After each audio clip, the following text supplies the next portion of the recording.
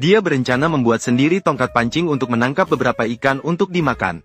Untuk mengantisipasi jika pemburu tidak bisa menangkap ikan, Koki harus bersiap-siap dengan cara dua tangan. Dia perlu pergi melihat di sekitarnya. Tidak menemukan bahan makanan lain untuk disajikan dengan pecan. Setiap kali berjalan, Koki menemukan sesuatu. Ini adalah cabai unik, bahan-bahan khas Meksiko, bahan makanan khas dari Meksiko. Pemburu juga mendapatkan hasil. Dia menangkap seekor ikan. Dan dengan yang pertama, tentu saja akan ada item 2 dan 3. Melihat pemburu yang pulang dengan penuh hasil, Koki tahu malam ini ada makanan enak. Ini adalah hari ketiga mereka. Untuk pertama kalinya mendapatkan bahan makanan yang bagus. Sang Koki bersiap mengolah saus dengan gula dan cuka. Membuat hidangan ikan panggang dengan saus manis dan asam. Tunggu sampai ikan matang dengan tekstur yang keriting. Menandakan bahwa api sudah cukup panas. Sekarang siram dengan saus. Sebuah hidangan ikan panggang yang lezat siap disajikan. Rasanya sama seperti hidangan nasi goreng ikan Italia. Sangat nikmat. Pasti rasanya makanan di restoran tidak istimewa. Berhasil melewati tantangan beberapa hari sebelumnya. Para koki dan pemburu mulai menetap. Mereka mulai menikmati lingkungan ini sekarang. Mereka sekarang memiliki sumber makanan yang cukup. Setiap hari bisa menangkap ikan.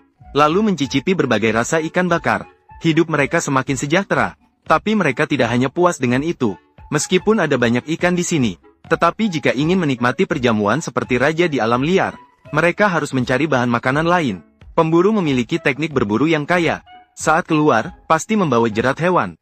Di sini ada jejak hewan buruan di mana-mana. Jika memasang perangkap sedikit saja, pasti akan mendapat hasil.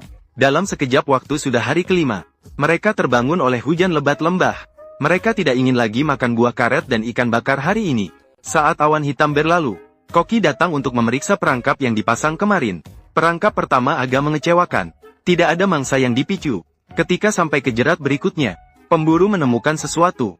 Ini seekor rakun. Ini pertama kalinya pemburu menangkap spesies ini. Ukurannya bagus. Akhirnya bisa memperbaiki makanan. Ini pertama kalinya Koki memasak daging rakun. Dia berencana memasaknya dengan api kecil di dalam panci. Bahan makanan segar sering hanya memerlukan masakan sederhana. Hanya perlu menambahkan sedikit cabai Meksiko. Koki berencana untuk membiarkannya mendidih selama 2 jam. Dia bisa memanfaatkan waktu ini.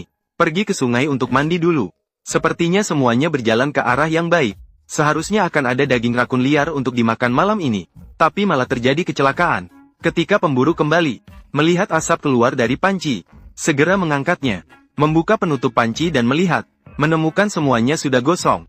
Itu benar-benar disayangkan. Ketika Koki kembali setelah berenang, dia juga menemukan semua ini. Tapi sudah terlambat. Dia marah dan menyalahkan diri. Dia yang merusak semuanya. Orang pandai tidak bisa memasak tanpa beras.